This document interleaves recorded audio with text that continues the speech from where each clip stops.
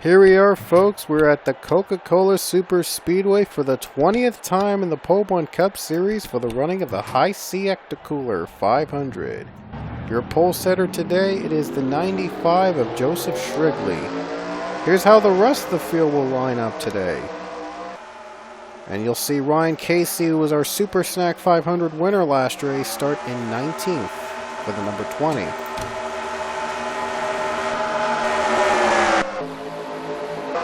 Here we go. This is again our 20th race, or another track that's been in every season of the Pole 1 Cup Series. Coca-Cola continues its long tradition of great racing. Pace car comes down the track. 26 laps like our Super Snack 500 race. Only this time, though, a little bit more Coca-Cola flair added to the mix. Green flag.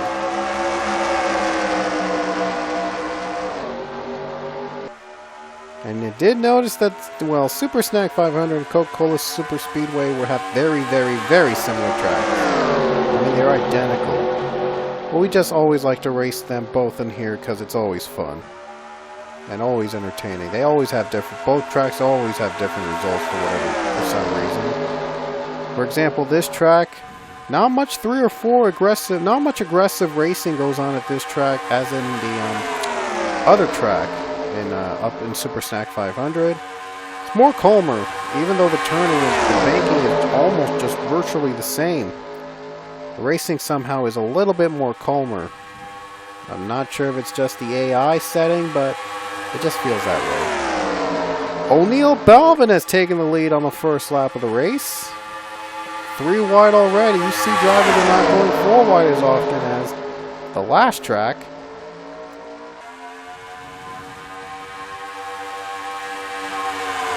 Here's Armando Shazaz on the bottom, going for the race lead. Pichu as well, he's on the bottom. He's worked his way up to 4th place. Trying to pass number 4, Philip Goldberg, for 3rd place. And now it turned to 2nd place, just like that. And now he's going to go for the race lead. I think we had a caution. I think we had a wreck. We did. Yellow is out. The leader to the stripe, I think it was Armando Shazaz. It was.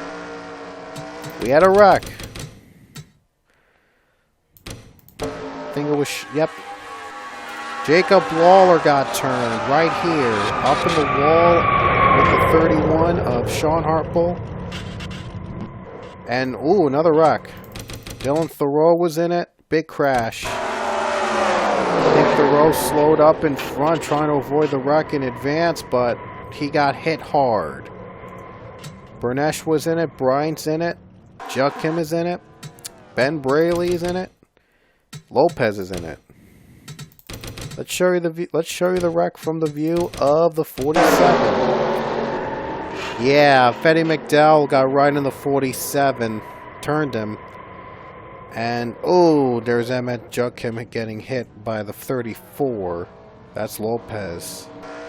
Lopez, I think, won this race last season in the 55. He's not going to be able to repeat his success he had last season in his new team here at Coca-Cola. But Armando Shazaz has a chance. The green is out, and they're already going 3 wide for the race lead. There's Webster Zygarde on the bottom. He's got it.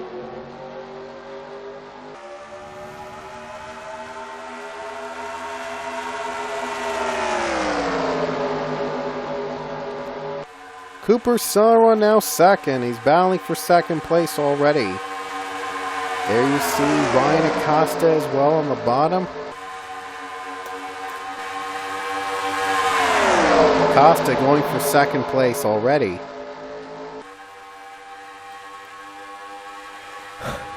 Excuse me. Sorry about that. Acosta, Sarwan battle for 2nd place. 3 wide bound, Tony Green. Tony Green in the middle. Zygarde in 1st, Acosta 2nd, Casey 3rd. They're going 3 wide.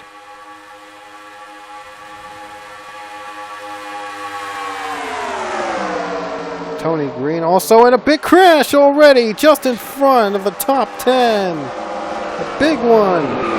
Everybody's in it. Wow.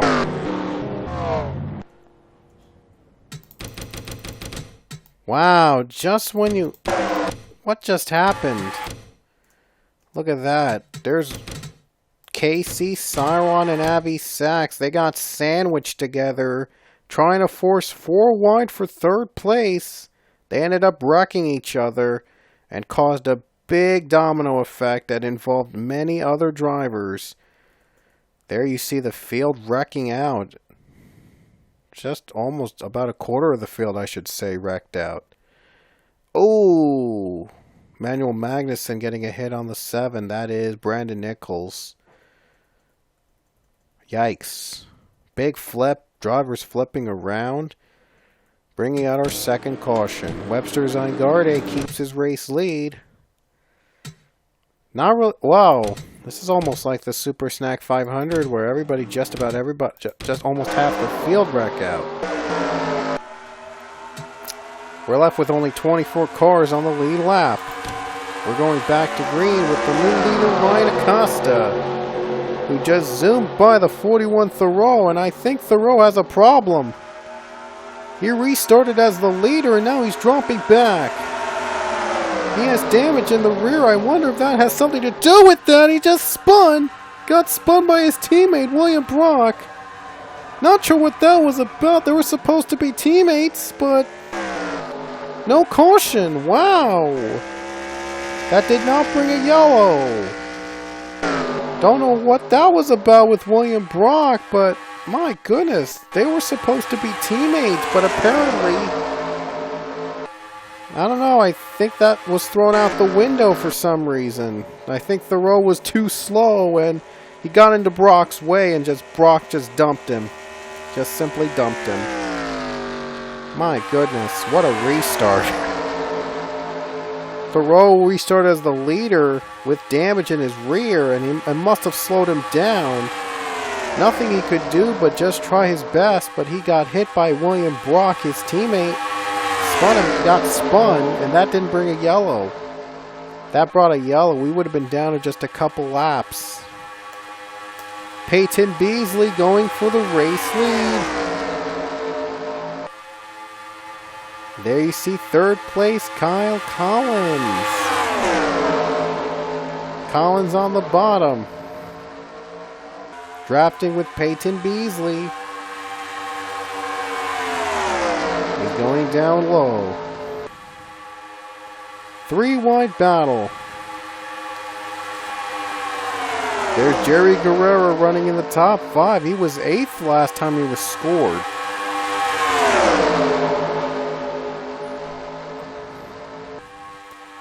There's Jerry Guerrero going on the bottom. Just 11 laps to go. There's Paul Barber. 3 wide battle for the lead, and now it's down to just 10 cars competing for the win. Yep, 10 cars. O'Neal Balvin goes on the bottom. After that disaster brought on by Dylan Thoreau, the field separates, and now we're just down to 10 cars. Any one of these 10 could win. John Arnott on the bottom. He's going to go for the race lead. Arnott against Balvin. Who's going to be the leader? To the stripe, it's... wow, by inches it was Balvin. Wow. Imagine if that was the finish. We could have had the closest finish here in this track ever. Hopefully we'll have that kind of finish here at the end. They're hoping for that. But we'll see how that works. Acosta goes on the bottom for 2nd place.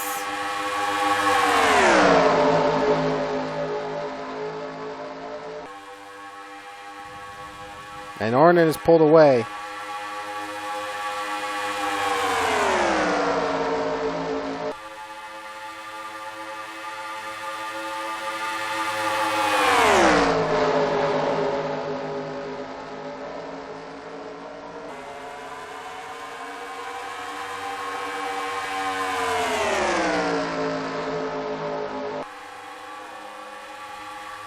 And now we're in the top 4. The 4 cars have separated.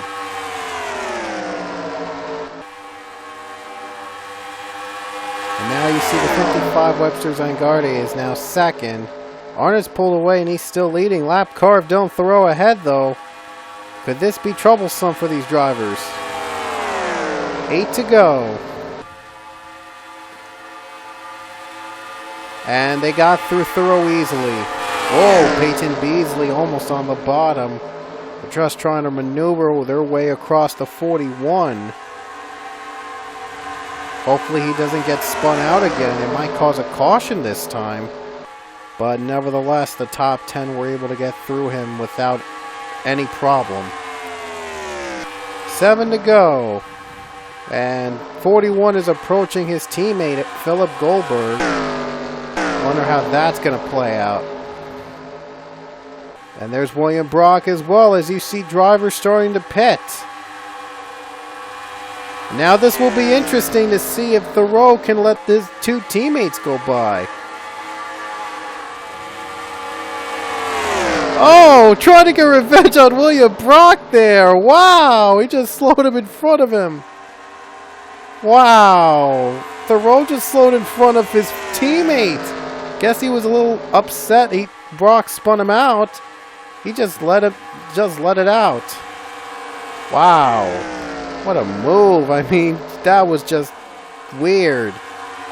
Oh, they're approaching again. They're gonna approach him again, and they're gonna let him pass, no problem. Oh, now he has to come down pit road.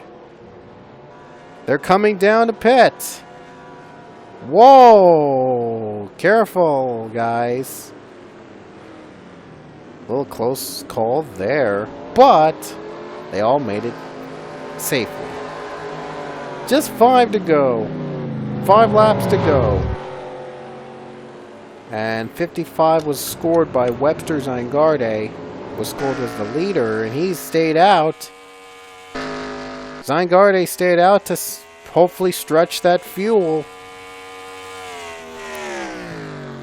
He might come down. He's coming down this lap. Going to come down this lap right now. We'll see. Nobody has scored another run yet. So we have to wait until we'll see if anybody can catch up. Lap 22 has gone by. He's still the leader. I saw a couple cars go by. I think that's the other pack.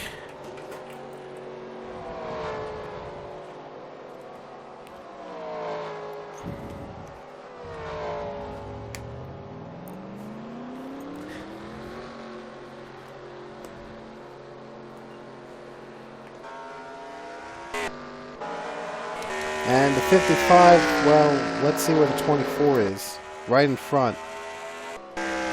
He has not passed Webster Zangardi yet. Zangardi is just getting out of pit road. Still waiting on seeing if Arnott can catch up. It's going to be pretty close.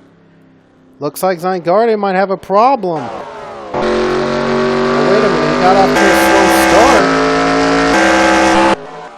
John Arnott's coming up quick. Zangardi got off to a slow start off pit road. Now there's lag. Great. Not what I needed. And it just went through. Zangardi still running right now in the lead. 4 to go. He just came out with fresher tires. He might have a little bit of advantage there. But John Arnott, he's coming up quick. 4 to go.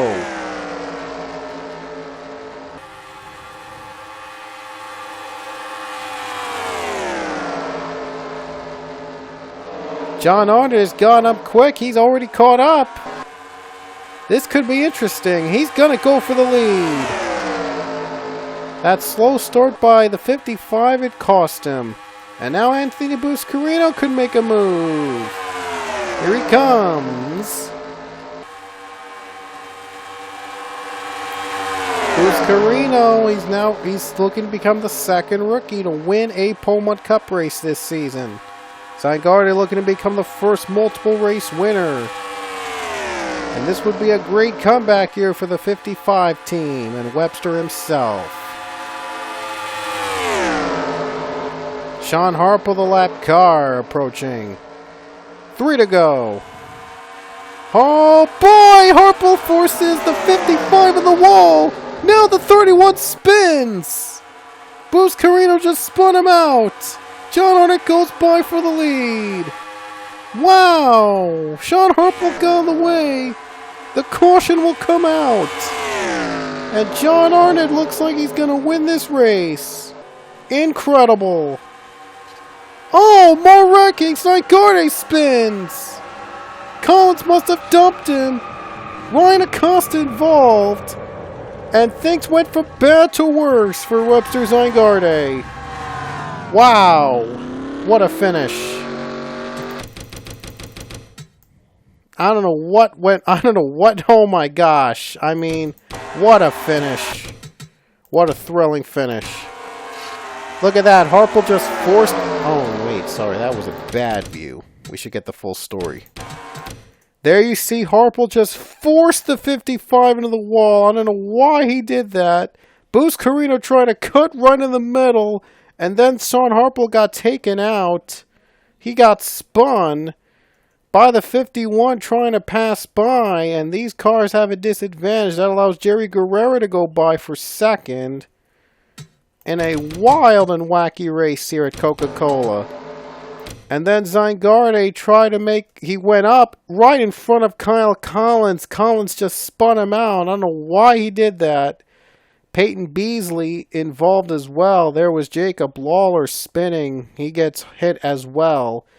And wow, Webster Zygarde, he led the last lap. Unfortunately, just a weird, strange turn of events, and it led him to being wrecked out of the race. Out of the win, I should say. But man, what a finish that was. That was an incredible finish. But off the final corner, John Arnott is going to end his winless. He's going to end his winless streak, and he's going to win for the first time in season 20 in the High C Ecto Cooler 500. The two-time champion is back in victory lane after spending last season without a win. But John Arnott has made a comeback thanks to the wild finish we had here at Coca-Cola. Boy, was it a thriller. It was a thriller. Yikes. And here are the final results from Coca-Cola. John Arnott, he scores his first win in 2 seasons for the 24 machine after a wild finish by Sean Harple pushing Webster Zygarde out of the race. Zygarde, by the way, finished in 15th. But boy, he could have won this race. But incredibly, it was just chaotic at the end. Boy, was it a finish just to be remembered. So that's it from Coca-Cola, and we'll see you guys at the next race at Chicagoland. We start our Midwest. We're gonna go to the middle, to the North Tour, or Tour up north. Or the Midwest, or if you prefer that. But anyway, we're going to Chicagoland on our next race. Hope you'll join us then. Congrats, John Arnott, your winner from Coca-Cola.